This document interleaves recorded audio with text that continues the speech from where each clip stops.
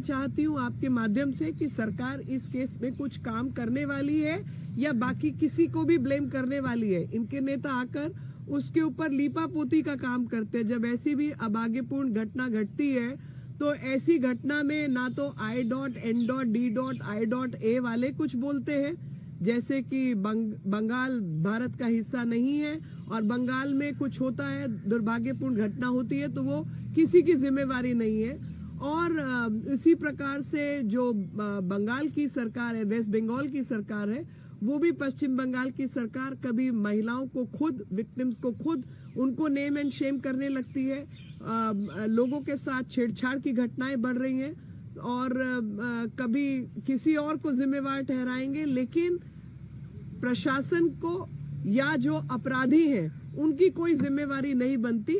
तो मैं चाहूंगी कि इस केस के अंदर जो जिम्मेवार लोग हैं उनको जिम्मेवार ठहराकर तुरंत कार्रवाई की जाए, ना कि अपना चेहरा ढकने के लिए किसी और को षड्यंत्र के तहत इस्तेमाल किया जाए।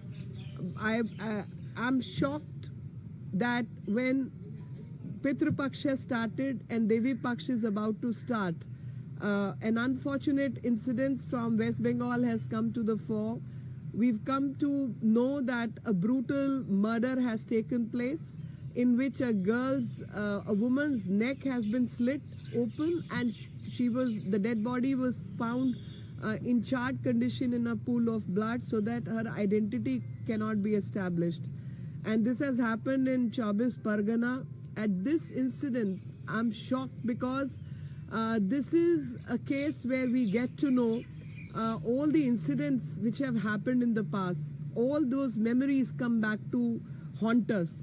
The memories of revenge rape which took place immediately after the post-poll violence, in which no action had been taken by the West Bengal police and the administration. At that point in time, these women had to go to the court, to the High Court and Supreme Court, and file affidavits. In spite of them filing the affidavit, the action on the level of administration was found missing. When a 14-year-old girl's rape had taken place, at that point in time, Mamta Di, none less than the Chief Minister of the state, blamed the girl and called it a love affair, which is shaming and naming the victim, and that is what has happened in the past.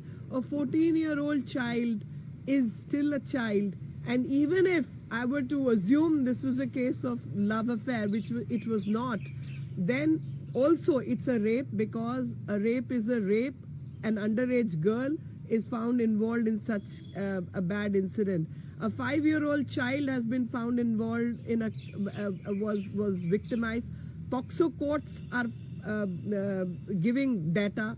Through the media reports, we've also come to know that yesterday another murder has taken place where the mother of a BJP worker was murdered. All this is happening in a Devi Kshetra. This is happening in a place where Devi is worshipped, and society by and large is respectful to the women, and rights of women are respected. So land, a geography which was known for Ma Mati Manush, has converted itself under the awful administration of TMC party into bomb, bullet and beti ke saath anyay, which is what everyone is witnessing these days. In 40 days, 15 cases of rape and victimization of women have taken place, and repeatedly such incidents are taking place because somewhere the confidence of wrongdoers and the criminals is enhanced because they have some kind of support, or lackadaisical approach of the administration has enhanced their hosla, their confidence, and they are able to get away with these kind of crimes. If there is any question, I'll take that question. में भी एक मामला सामने आया है ma'am, वहाँ पर जयपुर जिले के जमवारामगढ़ क्षेत्र में महिला को जला दिया गया और उसको फेंक दिया गया है सड़क पर। इस पर राजस्थान की जो कानून व्यवस्था है उस पर देखिए, मैं यही कहना चाहती हूँ कि महिलाओं के विषय की बात आती है तो ये राजनीति करने के लिए तुरंत उतर पड़ते हैं। महिलाओं के साथ दुर्भाग्यपूर्ण घटना किसी भी राज्य में हो, उसको हमें सिंगल हैंडेडली कंडेम करना है और कानून व्यवस्था को उसके पक्ष में लाके खड़ा करना है। तो विषय यह है कि जहां जहां इस तरीके की दुर्भाग्यपूर्ण घटनाएं सामने आए, चाहे वो राजस्थान हो, चाहे वो बंगाल हो या कोई भी राज्य हो, वहां पर तुरंत जो जवाबदेही है वो प्रशासन की बनती है और नियम कानून के अनुसार ऐसे सब मामलों में तुरंत कार्रवाई होनी चाहिए। और यही मैं उम्मीद करती हूँ कि हर राज्य के अंदर इस प्रकार की कानून व्यवस्था हो जहां पर महिलाओं के केस जो है उनके ऊपर तुरंत संज्ञान में लिया जाए और कार्रवाई की जाए। I.N.D.I.A. वालों से मैं जानना चाहती हूँ कि इन दोनों के प्रति आप कुछ अपना बयान देंगे। मैं लड़की हूँ, लड़ सकती हूँ, मगर जिन लड़कियों की लड़ाई है उनके साथ आप खड़े हुए क्यों नहीं दिखाई दे रहे? उन सब विषयों के ऊपर आपकी आवाज क्यों मिसिंग है, मैं ये जानना चाहती हूँ। मुझे याद है कि लगातार इस तरीके की घटनाएं घटी हैं और उन सब के मामलों में जो भी प्रशासनिक कार्रवाई है, जो भी पुलिस व्यवस्था, कानून व्यवस्था की कार्रवाई है, हम उसकी मांग करते हैं। और वापस आप सबके माध्यम से मैं याद दिलाना चाहती हूँ कि बंगाल के अंदर पोस्ट पोल वायलेंस के अंदर जब चुनाव हो गए उसके बाद जिन लोगों ने इनके खिलाफ न्यायपूर्ण तरीके से इलेक्शन में काम इनके विरोध किया, उन महिलाओं के साथ रेप केसेस हुए और उन महिलाओं के साथ जब इस प्रकार के रेप केसेस हुए, बलात्कार के केसेस सामने आए, तब ऐसे समय पर क्यों बंगाल की सरकार ने उन महिलाओं के पक्ष में केस दर्ज नहीं किए? उन सब के cases affidavit high court, supreme court में दाखिल करवाने की नौबत आई। तो लगातार ये अभद्र व्यवहार जो है महिलाओं के साथ किया जा रहा है, वो भी देविक क्षेत्र के अंदर। ये क्षेत्र देवी के नाम से जाना जाता है, जहां पर सभ्य समाज और अधिकतर लोग सभ्य हैं, महिलाओं के प्रति एक अच्छी भावना रखते हैं और इस प्रकार की प्रताड़ना के खिलाफ आवाज उठाते हैं। समाज कुछ और है लेकिन प्रशासन कुछ और है।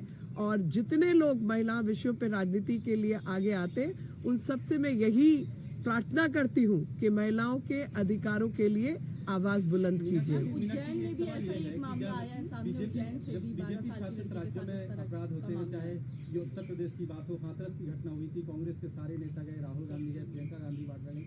लगता है आपको कि कांग्रेस इस मामले में सिलेक्टिव है, बंगाल और राजस्थान को अनदेखा करती है? जब मैं मेरा आज की प्रेस से सबको यही संदेश देने का मामला है कि चाहे वो उत्तर प्रदेश का मामला हो, हाथरस का, जहां पर ये सब लोग पहुंचे थे, इन सबसे आग्रह है कि अब आप जो है वेस्ट बंगाल, पश्चिम बंगाल भी पहुंचे और वहां जाकर मामला दर्ज हो और जो हत्यारे हैं उनके खिलाफ कार्रवाई हो, इसकी मांग करें।